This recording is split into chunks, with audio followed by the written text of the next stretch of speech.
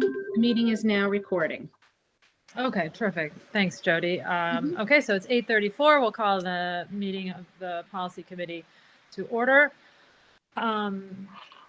We do not have really an agenda other than the policy that we enacted at our last public meeting. We wanted to talk about that as a committee because everything was happening so quickly with the information coming from the state and the changes that need to be made. So we want to talk about that policy.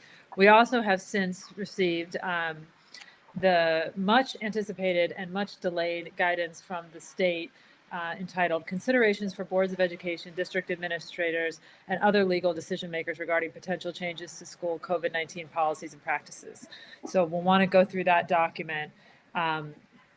And then since we've scheduled this meeting, we've learned that our law firm is having a webinar at 9 o'clock regarding these changes that happened just prior to the start of the holiday weekend. So I think some of us on this call want to participate in that. So we're going to call this meeting at 9 o'clock. And I also just wanted to mention, it looks like we may have a member of the public on this call. So we welcome the public to attend our policy meetings.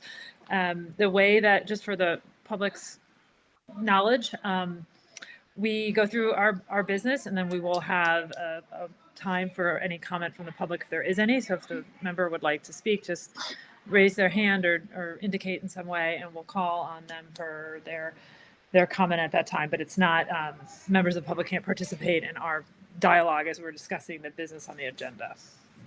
Okay, so I hope that's clear. Let's start with, I'm sorry? Okay, I think we're good.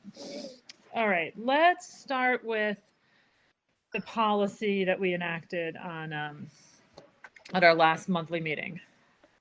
Does everybody have that, or are you familiar with that? Yes. Okay, fantastic.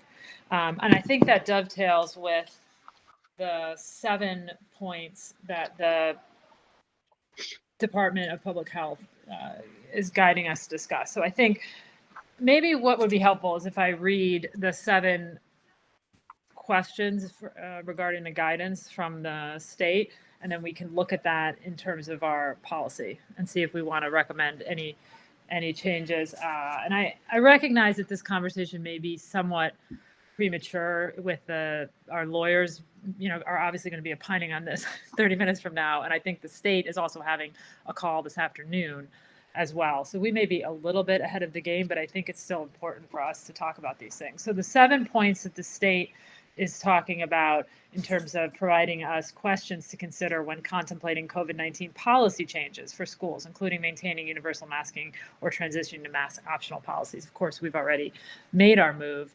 So we just want to make sure that we're moving with these concerns in place. So the first is, what does the available data indicate regarding the community and district prevalence and transmission of COVID-19? The second is, what is the risk tolerance for the possibility of increasing case numbers and necessary quarantine and isolation in your students and staff? 3, what is the current COVID-19 vaccination status of students and staff within individual schools and across the district? And what is the current COVID-19 vaccine coverage for the surrounding community? 4, what additional planning is necessary to address the needs of students and staff who may be at greater risk for adverse health outcomes?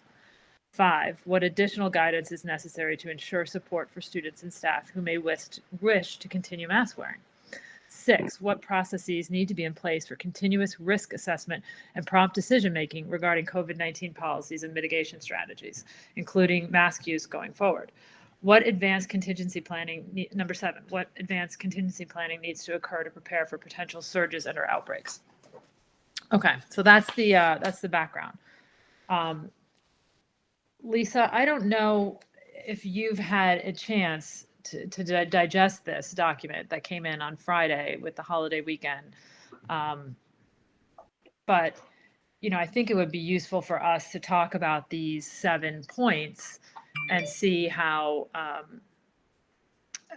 we can address those in our policy. And we may need to have this discussion now and then have another discussion in a week or two, or at our next publicly scheduled board meeting, or we may have to have an emergency board meeting if these things need to be addressed before February 28th. So does it make sense to go through these 7 points? Are you asking us or Lisa? I was asking Lisa, but I think Yeah. she's on mute, so we can't hear her. Sorry. I think you're on mute. No worries. Yeah, no, sorry. No, I did read through the documentation over the weekend. I was out of state. Yep. Finally, after 5 months seeing my grandchildren. There's I don't think any surprise to some of the things that they're asking us to consider, because we've considered them all along, and we have had discussions. I was over this morning actually talking with the intermediate school principal, different things that we need to talk about this week of how to make things go smoothly for the optional mask wearing on the 28th. So I don't know if you want to go through each one or. Yeah, I mean, I think it would be helpful to go through each one briefly and talk, whether we're doing things or there's more things that we can be doing. We've already considered it or we need to consider it. And so we can kind of take them one by one. So what does the available data indicate regarding the community and district prevalence and transmission of COVID-19? Now, I know we're obviously meeting with Mark Cooper and Laura Marks. We're analyzing this data weekly. Exactly. We're analyzing the data weekly. If you go to the district dashboard, along with the basic number of cases, which, if you look at it, it clearly wasn't updated. It's current as of the 16th. We have 4 students in the entire district out of 2,273 that tested positive for COVID. There's also the link to the COVID vaccination by town and age group that we added to the dashboard to make things easier. So, that would be number 3, vaccination status. What is the vaccination status of the, what are the percentage of the students that are vaccinated? The staff is, I believe it's 95% is what I got from HR last week. So we're good with that. We're having another, it's today, right, Jody? The vaccine clinic, if anybody wants to participate. It Yes, is. it is. It's today, and that could be anybody. I'll see you there. Me too. You'll get my reminder soon. So it can be anybody in the community if you want to go. And then the second one is also scheduled. The idea is to offer them readily available. There's pool testing today. People can take advantage of it or not. So those are those things are what we're going to continue doing. Okay, great. So, I mean, I do feel like we've been, I know I've been on some of these health calls. These are the exact types of things we've been discussing. I think that your fellow superintendents across the district are looking at similar numbers and making similar decisions, correct? Yeah. We're not seeing any kind of outlying district doing something differently. No, exactly. Or experiencing a different COVID situation than we are. We're very similar to Westport. Frankly, we're in a better position than East and Reading as far as percentages go. But we're right in line with Westport. And Tom Scarice and I, are in communication quite frequently, I would say. What's our lower? I'm having a difficult time pulling up the dashboard right now. What are the lower schools' vaccination rates? I know the high school and the middle school seem to be really high from memory. But what exactly? Yes. Most recent? Yeah, I'm looking it up right now. Just give me a second. It's majority, but what is majority? So yeah, you exactly. go 5 to 11, and it's 53.49. Oh, this is interesting. It has gone up 53.949, or I love the 0.49. 53% is fully, and it's gone up to 61.59% initial. That's higher than it was. I believe. Yeah. Maybe. And that's for the entire school population? No, that's 5 to 11. 12. 5 to 12. Maybe it was that. Yeah. 5 to 11. Yeah. Under 5 to 11. And then we have the 18 to 24. 12 to 17 is 96.19 initially vaccinated. 90.56. This is the town information. So it could include students that don't go to our schools, but it's the town information. That's the best information we have. We don't rely on our own statistics because there are families that did not share if their student is vaccinated or not, which. Do we have any idea if they're going to, and this is a strange question, but at least you've been in talks with the people at the state level more so than anyone else. Are they going to start rolling into the vaccination requirements for school? Are they going to start to roll something like this in? No, there's no indication. I haven't said anything about that. Okay. There's no indication that they are. All right. In terms of number 2, our risk tolerance for the possibility of increasing case numbers and necessary quarantine and isolation. I think what they're getting at here is in the other document, which which the state sent with this. I forget its title, but it was more of a broader document. I think they're talking about here kind of outbreaks, like bigger. I think the document spoke generally to this being considered COVID becoming more of a respiratory illness. Generally, that schools and districts across the state should be treating this more like influenza than something else, with the caveat that if it does explode into another massive outbreak scenario, that people need to be prepared. So I think what they're getting at in number 2 is how prepared are we? And I think this would be addressed by, how we've done quarantining in the past. The document specifically says that we want to get away from contact tracing and all that. But I imagine, Lisa, that to point number 2, we would be able to pivot pretty quickly to isolating and quarantining if necessary, if we experienced what as they define an outbreak. Exactly. I mean, one of the big things that I want to double check on is that the way that the recommendations are now is you're quarantined for 5 days, and then you can come back to school. But when you come back, you have to wear a mask. So how does that dovetail with this? Or how long do they have to wear a mask for, Lisa? Is it an additional 5 days to make the 10-day period, or? Yeah, but chances are with the weekends are not in that long. That's originally the recommendation. Have they tweaked that recommendation or revised it? We need to check. Okay. Because if they haven't, then we have to follow that. Okay. Right. Anything. Yeah, exactly. So I'm gonna reach out to our outside counsel anyway regarding all of this. So I'm going to put that on the list too, in terms of the nuts and bolts. Okay. But I do, so it seems like for number 2, we're comfortable with our risk tolerance and our ability to institute whatever's necessary that the state requires. I think the key point here is let's use their definitions, right? I mean, we're not medical practitioners here in Weston, on this call for sure. And, I think let's let them tell us, what an outbreak is, what numbers would trigger any of these types of extreme measures. I have a question on that one, just quickly. Yeah. I completely agree. Just using whatever numbers the health department whatever the numbers the health department puts into place, I think would probably be best for us. But if we do find ourselves in a situation where we have to go back to masking, God forbid, what sort of how are we able to enforce that? I guess is my question. And if there's no mandate in place from the state, we don't have the authority to. Yeah, that's what I'm asking. I don't see we have the authority to implement it. But if the state, which retained the authority to implement that, makes that change, then we need to be able to to follow their executive orders and their requirements. So basically, I don't think. I don't think we want to be in a situation where we're making these determinations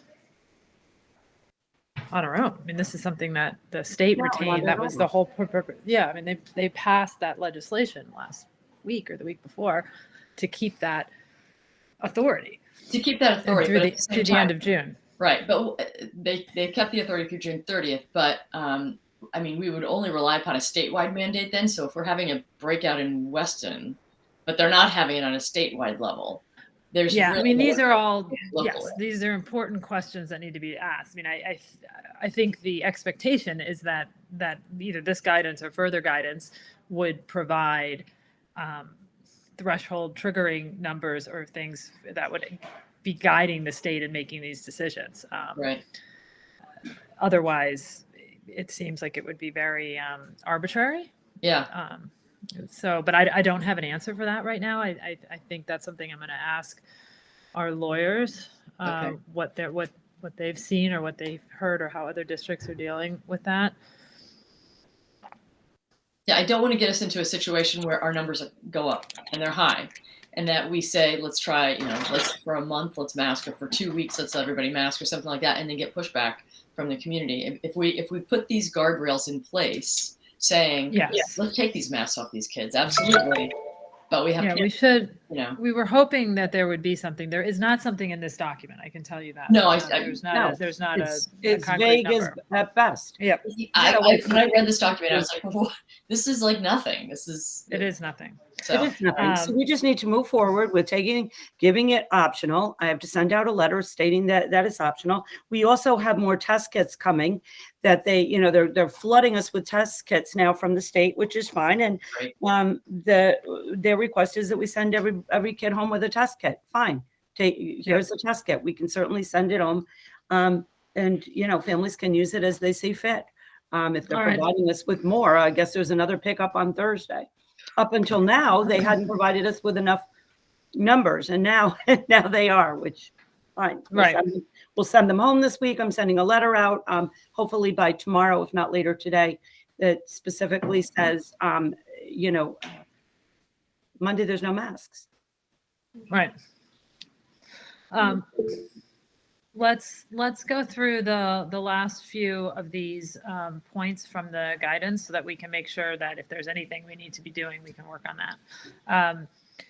Additional planning necessary to address the needs of students and staff who may be at a greater risk for adverse health outcomes. This continues to be a concern of ours. So I think we addressed this at the public meeting. I'll raise it again with our outside counsel, but I think between the PPT 504 process, the homebound education process, we just have to make it clear to medically vulnerable families that we're working with them, not against them, and that we can work towards meeting their needs. I think we just have to, it's the same problem with the other.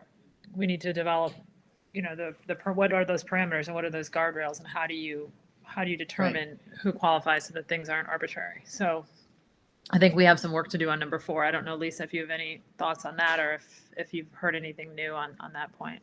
The additional planning. Yeah. Anything to address the the other needs thing of is that students. we have to worry about is the masking on school buses, which is Yes. you have to wear a mask if you're on the school bus. So, I mean, they have to wear masks. So they have to be reminded to wear a mask. I spoke with the bus drivers. We're not going to get into big arguments or things like that. They can have masks on the bus. Someone forgets that they have to wear it because it's federal transportation. Same thing with putting their mask on and going down and getting on the bus. So we have to remind students and families that they have to do that. Okay. Lisa, how are we set as far as, I do know of some kids who are immunocompromised who haven't been able to go to school recently because of some flare-ups and things like that. How are we set as far as meeting their needs at home? That's the part of what we have to work out. But right now, if you are quarantined because of COVID, or you're test positive for COVID, you log into your classes. So we are still offering classes via online? Yes, but only in those circumstances. So now what we're facing is, for example, someone said, I don't want to send my kid to school and be in school with people without masks on. That's not a reason to provide them with remote learning, according to the state. The state wants people in person. Sure. So that family should choose to wear a mask. And we clearly are working on the fact that there will be people that will wear masks. I'm just seeing the little kids get on the school bus with the masks on. There will be staff members that will still wear masks. Everyone just has to respect the right to choose. Where it's going to get tricky is if there's a family that we have to work with those families about, I don't want my kid in school. Well, you know what? In-person learning is the best. Wear a mask. And no, I don't disagree. I don't disagree with in-person learning. Okay. But like the kids, for example, someone who has, some sort of, cancer treatment or something, either a family member going through cancer treatment or a child who is immunocompromised, right? I know of one in particular who's got right now, if a child has, if there are not many, but students on homebound. But that's what I was going to say. Are we set? Because of a student issue, not an issue of someone in their family. That's the wrinkle. Get some more guidance on. That's what we're going to have to. Then you get into, quite frankly, people's privacy rights and everything else. Because we have to have documentation. So there's a lot of complicated factors that need to be addressed. I'm hoping that people come to school with a mask if you're nervous about it. That's all right, the best. Okay. let's make sure, Sharon, let's just hold comments for just a minute, because I really want to, we have to attend the lawyers meeting at 9:00. I want to make sure Yes, the public 5 minutes. has the opportunity to You're right. speak. Let's go. And I want to get through these last few just briefly. Okay. Additional guidance necessary, and members of the public, we will reach out to you after these last 2 points. Additional guidance necessary to ensure support for students and staff who may wish to continue mask wearing. Lisa, I know at our last meeting, Tracy is on this issue, in terms of making sure that we're following our civility policy, that students and staff are comfortable and accepted, different, whatever choices they may make. Do we feel comfortable that we're addressing that? Is there Yes. anything we can do, or? The principals are meeting this week with their team Okay. leaders and at the faculty meetings and things like that. Each level is a little bit different. I think I spoke to that at the meeting. We have the Okay. responsive classroom, we have morning meetings, we have dialectical behavioral therapy, we have ways to ensure that people are respectful. Exactly. Not everybody. Okay. And then the last two are the processes needed to be in place for continuous risk assessment and prompt decision-making regarding COVID-19 policies and mitigation strategies, and the advanced contingency planning needing to occur to prepare for potential surges and outbreaks. So that's, we've kind of spoken to that a little bit. I mean, that's what do we need to do? We've all, I've heard on this call, everybody is hoping for some type of guardrails to be set up so that these decisions aren't arbitrary, and that, you don't have little towns across Connecticut making different decisions. It's not fair to, children across the state. So let's hope we get some more guidance either from our outside counsel or from the state on those. But I think, right now, unless anyone has any specific comments, I'm not sure that we have enough information on those 2 points to address them further. Lisa, did you have anything? I mean, the bottom line is this. Let's say there was a surge, hypothetically, or something happened. There was another, variant. I imagine immediately we would be on, hopefully the state would provide something. But in the meantime, we would contact the Weston Westport Health District and our medical advisor. The superintendents would all talk. I think we have to be careful in that, you see things in the news that are based on national circumstances. We need to look at our local circumstances. Kind of that's our control, like if we are working so hard to make sure that the numbers stay low and everything, and that we feel that our community is safe, Westport is safe, Wilton, the neighboring communities, then we should together as a group continue with mitigating strategies and not, I don't want to overreact. Right. That's quite frankly not fair. We have to consider local metrics. Right, and the state document emphasizes local metrics. So which I'm glad, because the cities are in a very different situation. Yes. Like, for example, that's the superintendent's organization. The superintendent that's like the president of the organization, she wrote a letter, just sent the letter. This is what this organization thinks. We weren't given a heads up she was sending that letter. She sent the letter, and I know she's specifically talking about the urban districts. Okay, well, we're not urban, Right. So. Yeah, that's why the local control sounds much more attractive to me. All right, so let's try and, Lisa, I know you'll be working and working on this with some of the calls you have coming up. I'm going to attend the outside counsel call if I can and see what I can learn. I'm also going to speak with our outside counsel separately, and let's see if we can, tighten this up. I'm glad we have a policy in place that gives us the flexibility to move forward as we need to do. I do recognize that the policy is, overly broad and needs to be narrowed once we have the necessary information we have. And as we discussed at our last meeting, this policy will be revised, reflecting the information we receive and reflecting, hopefully, the specific data and parameters in place that make it a more narrowly tailored document. So, Peter, before I go to the public, did you have anything you wanted to say? Yeah, I like to let the public have at least a minute or two because they've been waiting. Yeah. But maybe we schedule another committee meeting exactly a week from this morning, because I think we'll need to. Back, and then we'll have 1 day back, and I think that'd be wise for us to revisit the 7-point, I think it's 7-point document, and we'll have some more granularity to work with. I think that's right. I think next week's meeting is got a little more meat on the bone, probably. Yeah, I mean, to be fair, we picked this. We had no idea when the state guidance was coming. It would have certainly been nice to have had it with more time to digest it. But does it make sense? I'm glad. I hate to say anything, but does it make sense to have the meeting before the masks come off, like another meeting like later this week, so we can discuss it? Because I just want to make sure that there are people who they're like, listen, if you're going to take the masks off, just have a plan in place. And I agree with that. So it scares me to take the masks off and then say, and then. All right. Well, let me see what I learn. Yeah, let's find out what happens, because the reality is to be blunt, there are going to be people, we will not have all the answers. We won't. Sure. While we take the mask off. The bottom line is it's mask optional on Monday. We will do the very best we can, as we've been doing through the whole thing. But there are people that will want to know all the specifics about certain circumstances that, unfortunately, we have not received the necessary guidance on. However, I think that, working with families, that will be fine. We just have to move forward with, okay, Monday, the masks, if you choose, are coming off. All right. Yeah. So let's just try to see what we get, I guess, from lawyers. All right. If we need one, we can schedule ones. Okay. Yeah, absolutely. Lisa and I will be in touch on this. All right, let's open it to the public comment. I see Elena has a question. Elena, forgive me, yes. I can't remember how to pronounce your last name. It's Hollywood. It's phonetic. Don't be afraid. Just say it. Hollywood. Okay. Listen, guys, I thank you for letting me join and speak quickly. Lisa, I appreciate what you said earlier, that you were going to come out with the communication, hopefully today. I think that is critical. People are waiting for it. They're asking about it. So if we could make that happen today, that would be awesome. And then this policy that I found on, and I didn't realize this was what was put together last week because it was only available today.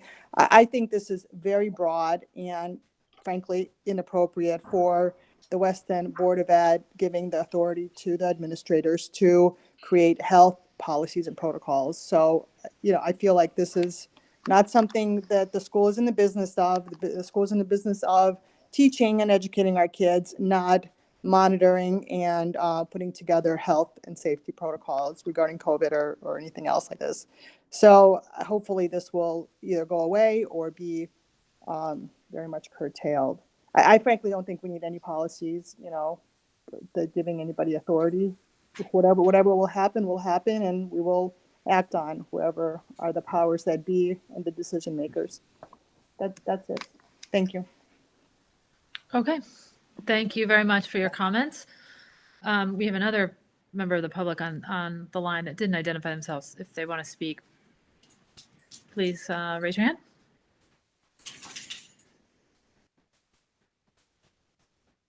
Okay. Well, with that, I appreciate everybody joining this meeting that was scheduled on short notice. I also appreciate everyone's flexibility in attending the next meeting that will probably also be scheduled on short notice as we work through these important topics and revise this policy as necessary and implement the guidelines from the state in a way that makes sense for the Weston public students.